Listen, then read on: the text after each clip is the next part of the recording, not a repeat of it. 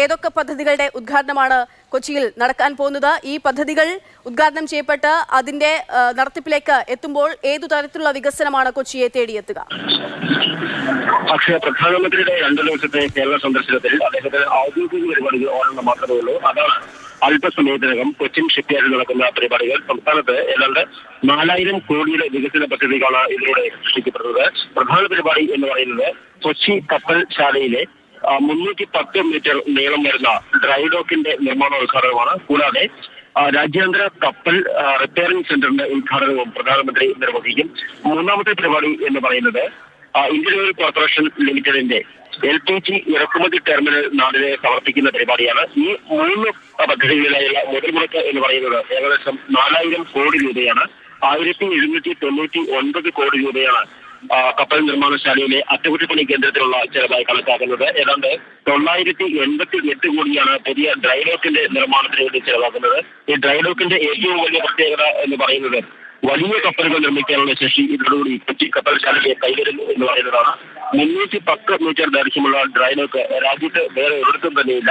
പ്രത്യേകിച്ചും നമുക്കറിയാം INS വിക്രാന്തിന് ശേഷം പുതിയ ഒരു വിമാനവാഹി കപ്പൽ കൂടി നിർമ്മിക്കാനുള്ള തയ്യാറെടുപ്പിലാണ് രാജ്യം. ഇതിനുള്ള ഓർഡർ കൊച്ചി കപ്പൽ ശാലയ്ക്ക് കിട്ടുമെന്ന് പ്രതീക്ഷിക്കുകയും ചെയ്യുന്നു. ഇതുകൂടി മുൻകൂട്ടി കണ്ടുകൊണ്ട് ഈ സാഹചര്യത്തിലാണ് 310 മീറ്റർ ദൈർഘ്യമുള്ള ഡ്രൈഡോക്ക് കൊച്ചി കപ്പൽ ശാലയിൽ വരുന്നത്. അതേസമയം ഇന്ത്യൻ ഓയിൽ കോർപ്പറേഷൻ ലിമിറ്റഡിന്റെ LPG ഇറക്കുമതി ടെർമിനൽ യാഥാർത്ഥ്യമാകുന്നതോടുകൂടി റോഡ് മാർഗമുള്ള പാചകവാതക നീക്കത്തിൽ വലിയ കുറവുണ്ടാകും. പൈപ്പ് ലൈനുകൾ വഴിയാണ് ISP ടെർമിനലിന്റെ പാചകവാതകം കർണാടകയും ബാംഗ്ലൂരും ഉൾപ്പെടെയുള്ള സംസ്ഥാനങ്ങളിലേക്ക് കൊണ്ടുപോകുക. അങ്ങനെ വരുമ്പോൾ നിലവിൽ തന്നെ ഗതാഗത തിരക്കും മൂലം ബുദ്ധിമുട്ടുന്ന സംസ്ഥാനത്തിന് റോഡുകളിൽ വളരെ വലിയ ആശ്വാസമായി മാറും. മാത്രമല്ല ഇത്രയും വലിയ ഒരു തുക കേരളത്തിലേക്ക് അല്ലെങ്കിൽ കൊച്ചിയിലേക്ക് പമ്പ് ചെയ്യപ്പെടുന്നു എന്നുള്ളതാണ് ഇതിന്റെ ഏറ്റവും പ്രധാനപ്പെട്ട സവിശേഷത എന്ന് പറയുന്നത്. INS വിക്രാന്തിന്റെ നിർമ്മാണ സമയത്ത് കോടാനുകോടി രൂപയാണ് കൊച്ചിയിൽ അല്ലെങ്കിൽ കേരളത്തിൽ വിതരണം ചെയ്തിട്ടുള്ളത്. സമാനമായ രീതിയിൽ തന്നെ ഏതാണ്ട് 4000 കോടി രൂപ കേരളത്തിന്റെ വിവിധ ഭാഗങ്ങളിലേക്ക് വിതരണം ചെയ്യപ്പെടുന്നു എന്ന് പറയുമ്പോൾ സംസ്ഥാനത്തിന്റെ സാമ്പത്തിക വിജയത്തിന്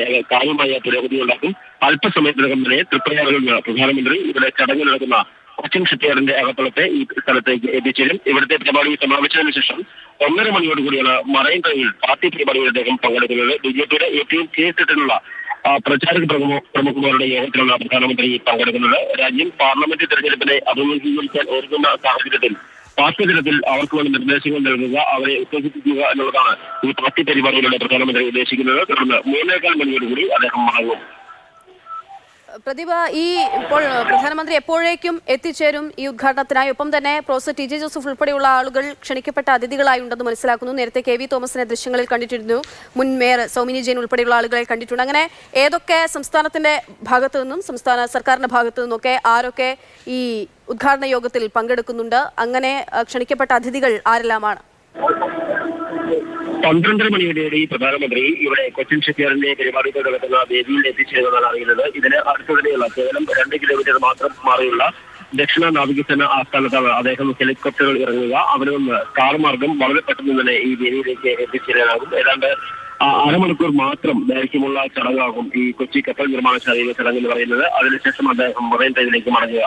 ഔദ്യോഗിക പരിപാടി ആയതുകൊണ്ട് തന്നെ മുഖ്യമന്ത്രിയും ഗവർണറും ഉൾപ്പെടെയുള്ളവർ പങ്കെടുക്കുമെന്നാണ് അറിയിച്ചിരിക്കുന്നത്. കൂടാതെ ജനപ്രതിനിധികൾ ഉൾപ്പെടെയുള്ളവർ പങ്കെടുക്കുന്നുണ്ട്. കൊച്ചിൻ ഷിപ്പ്യാർഡിലെ ഉയർന്ന ഉദ്യോഗസ്ഥർ, മറ്റ് വിവിധ വിഭാഗങ്ങളിലെ മുതിർന്ന ഉദ്യോഗസ്ഥരുമാണ് ഈ ചടങ്ങിൽ പങ്കെടുക്കുന്നത്. കൂടാതെ പൊതുജനങ്ങൾ ഉൾപ്പെടെയുള്ളവർക്ക് ചടങ്ങിലേക്ക് പാസിന്റെയും മറ്റും അടിസ്ഥാനത്തിൽ പ്രവേശനം അനുവദിച്ചിട്ടുമുണ്ട്. രാജ്യത്തെ സംബന്ധിച്ചിടത്തോളം തന്നെ ഏറ്റവും വലിയ നിക്ഷേപങ്ങളിൽ ഒന്ന് എന്ന് പറയാം. 4000 കോടി രൂപയാണ് 3 പദ്ധതികളിലായി ഇവിടെ നിക്ഷേപിക്കപ്പെടുന്നത്. അതുകൊണ്ട് തന്നെ ദേശീയ തലത്തിൽ തന്നെ ശ്രദ്ധേയമായ ഒരു പരിപാടിയാണ് കൊച്ചി കപ്പൽ നിർമ്മാണശാലയുടെ കാര്യത്തിൽ നടക്കുന്നത്. കൊച്ചി കപ്പൽ നിർമ്മാണശാലയുടെ ഷെയറിന്റെ വിലയിൽ തന്നെ ഇന്ന് വലിയ ഉയർച്ചയാണ് ഉണ്ടായിട്ടുള്ളത്. ഒറ്റ ദിവസം കൊണ്ട് മാത്രം ഏതാണ്ട് 100 രൂപയുള്ള ഉയർച്ചയാണ് കൊച്ചി കപ്പൽ നിർമ്മാണശാലയുടെ ഓഹരി വിപണിയിൽ ഉണ്ടായിട്ടുള്ളത്. കാരണം രാജ്യത്തെ ഏറ്റവും പ്രമുഖമായ കപ്പൽ നിർമ്മാണശാലകളിൽ ഒന്നാണ്. അത്യാധുനിക കപ്പലുകൾ നിർമ്മിക്കുന്നു, റിപ്പയർ ചെയ്യുന്നു, രാജ്യാന്തര കപ്പലുകൾക്ക് ഉൾപ്പെടെ അറ്റകുറ്റപ്പണികൾ ചെയ്തു കൊടുക്കുന്നു. ഇതൊക്കെ കണക്കെടുക്കുമ്പോഴാണ് കൊച്ചി കപ്പൽ നിർമ്മാണശാലയുടെയും പുതിയ അറ്റകുറ്റപ്പണി കേന്ദ്രത്തിന്റെയും പ്രാധാന്യം എന്ന് പറയുന്നത്. പുതിയ അറ്റകുറ്റപ്പണി കേന്ദ്രം കൂടി സജ്ജമാകുന്നതോടെ പ്രതിവർഷം ഏതാണ്ട് 100-ലധികം കപ്പലുകൾക്ക് അധികമായി അറ്റകുറ്റപ്പണികൾ ചെയ്തു കൊടുക്കാൻ സാധിക്കും. കപ്പൽ നിർമ്മാണശാലയെ സംബന്ധിച്ചിടത്തോളം സാമ്പത്തികമായി വലിയ ഉയർച്ചയുണ്ടാക്കുന്ന, വലിയ നേട്ടമുണ്ടാക്കുന്ന ഒന്നാണ് ഇത്. മാത്രവുമല്ല നിരവധി ഓർഡറുകൾ കൊച്ചി കപ്പൽ നിർമ്മാണശാലയെ കാത്തുകിടക്കുന്നുണ്ട്. ഈ ഓർഡറുകളൊക്കെ കപ്പൽ നിർമ്മാണശാലയ്ക്ക് ലഭിക്കാൻ ഇന്നത്തെ പ്രധാനമന്ത്രി പങ്കെടുക്കുന്ന ഈ ചടങ്ങുകൾ ഒരു പരിധിവരെയെങ്കിലും കാരണമാവുകയും ചെയ്യും. പൊതു തെരഞ്ഞെടുപ്പിന് മുൻപ് രാജ്യത്തിന്റെ വിവിധ ഭാഗങ്ങളിൽ വലിയ നിക്ഷേപ വികസന പദ്ധതികളാണ് നിലവിൽ ഉദ്ഘാടനം ചെയ്യപ്പെട്ടുകൊണ്ടിരിക്കുന്നത്.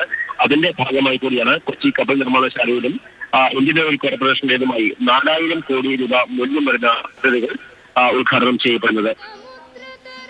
പ്രദീപ് ജോസഫ് വിവരങ്ങൾ നൽകുന്നു.